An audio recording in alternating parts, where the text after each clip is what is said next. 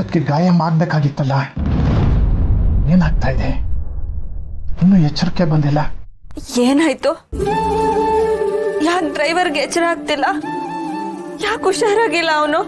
ಗೊತ್ತಿಲ್ಲಮ್ಮ, ಇಷ್ಟೊತ್ತಿಗೆ ಎಚ್ಚರ ಆಗ್ಬೇಕಾಗಿತ್ತು. ಡ್ರೈವರ್, ಎದ್ದೇಳು ಡ್ರೈವರ್, ಕಣ್ಬಿಡು, ಮಾತಾಡು ಡ್ರೈವರ್. ನಾನು ನೀನ್ ಹೀಗೆ ಹೇಳ್ತೀಯ ಹಾಗೆ ಹೇಳ್ತೀಯ ಅಂತ ಆಸೆಯಿಂದ ಕಾಯ್ತಿದ್ದೀನಿ, ಆದ್ರೆ ನೀನ್ ಎದ್ದೇಳ್ತಾನೆ ಇಲ್ವಲ್ಲ ಡ್ರೈವರ್. ಎದ್ದೇಳು ಡ್ರೈವರ್, ನಿನ್ನ ಈ ಸ್ಥಿತಿಲಿ ನಂಗೆ ನೋಡಕ್ ಆಗ್ತಿಲ್ಲ. ಅಪ್ಪ ನೋಡಿದ್ಯಾ ಹೇಗ್ ಮಲ್ಗಿದಾನೆ? ಮಾತಾಡ್ತಾನೂ ಇಲ್ಲ, ಕಣ್ಣು ಬಿಡ್ತಿಲ್ಲ. ನನಗೋಸ್ಕರ ಹೇಗ್ ಮಾಡ್ಕೊಂಡಿದ್ದಾನೆ ನೋಡಪ್ಪ. ನಂಗೆ ಅದೇ ನೋವಾಗ್ತಿರೋದು, ನನ್ನಿಂದ ಈ ರೀತಿ ಆಯ್ತಲ್ಲ ಅಂತ. ಇನ್ನು ಎಷ್ಟು ದಿನ ಅಂತ ಹೀಗೆ ಇರ್ತಾನೆ? ಯಾವಾಗ ಸರಿ ಹೋಗ್ತಾನಪ್ಪ ಇವನು?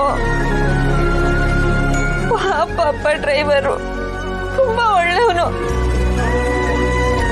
ಗುರುಗಳೇ, ನೀವ್ ಹೇಳ್ದಾಗೆ ನಾನು ಎಲ್ಲ ವ್ರತ ಮಾಡ್ದೆ ಅಲ್ವಾ? ಇನ್ನು ಯಾವಾಗ ಎದ್ದೇಳ್ತಾನೆ ನನ್ನ ಡ್ರೈವರ್? ಹೇಳಿ, ಅವನು ಎದ್ದೇಳ್ಬೇಕು ಅಂದ್ರೆ ಏನ್ ಮಾಡ್ಬೇಕು ನಾನು? ಅಳಬೇಡ ಗೌರಿ, ಧೈರ್ಯ ತನ್ಕೋ. ಸದ್ಯದ ಪರಿಸ್ಥಿತಿಯಲ್ಲಿ ಅವನ ಹಣೆ ಬರನ ಯಾರು ನಿರ್ಧರಿಸೋ ಶಕ್ತಿ ಇದೆ ಅಂತಂದ್ರೆ ಅದು ಆ ದೇವಿಗೆ ಮಾತ್ರ. ಅವರೇ ಅವನನ್ನ ಕಾಯಬೇಕು, ಕಾಪಾಡಬೇಕು. ಅವರಿಂದ ಮಾತ್ರ ಇದು ಸಾಧ್ಯ.